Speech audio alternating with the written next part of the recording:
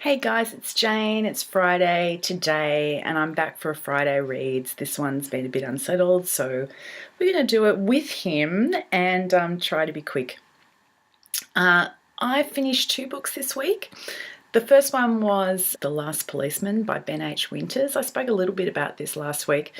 And looking back, what I said was the characterization was really good and the world was really interesting, but the mystery wasn't, setting my world on fire. That really changed. The mystery turned out to be really interesting.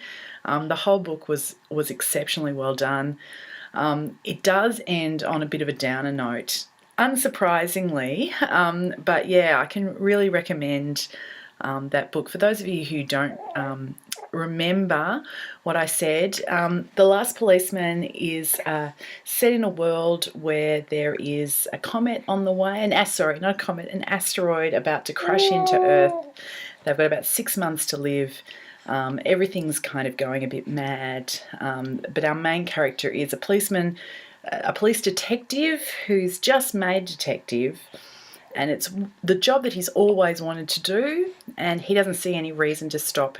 In a way, it actually reminded me a little bit of his character. Reminded me a little bit of Foyle in Foyle's War. I don't know if anybody's seen that. It's an English murder mystery TV series set during the Second World War, and the idea is that he is still trying to track down bad guys, arrest people for murder and such, despite the fact that there's a war on. And that is kind of the vibe, although the very end of it, of course, once he actually figures out what has happened with the suicide, everything is kind of winding down and the police department itself is being wound up.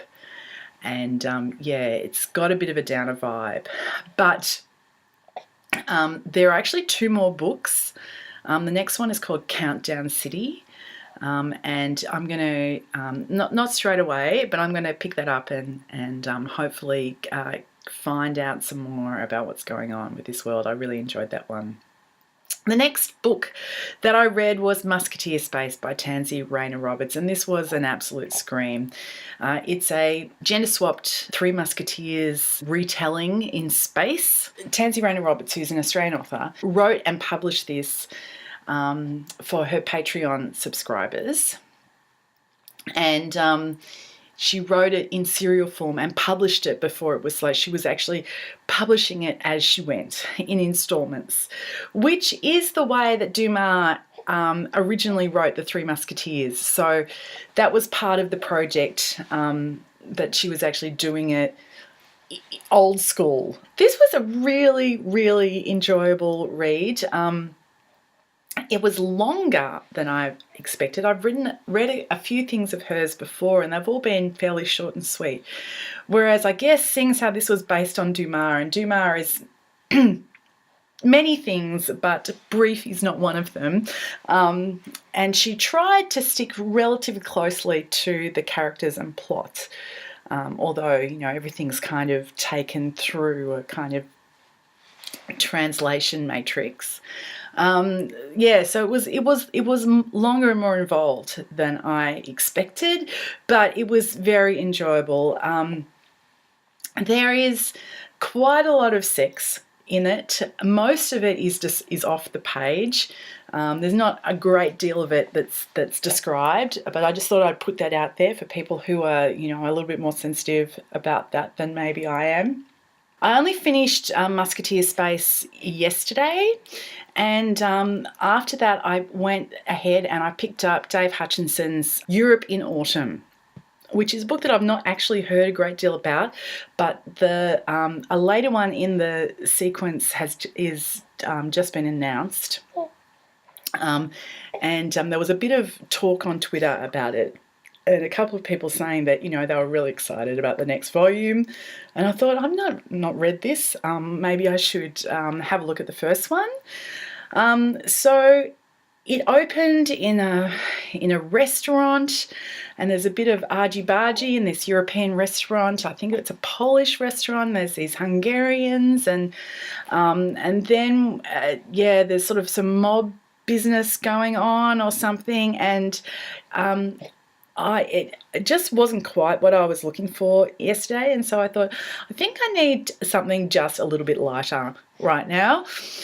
So I put that one aside for a couple of days, and on my e-reader, I also had a cozy mystery, which I picked up a few weeks ago, but I hadn't got around to, and it just felt like time. So I've put Europe in Autumn in abeyance, and I've started up Guidebook to Murder by Lynn Cahoon, which is the first of the tourist trap mysteries, and isn't that a great name?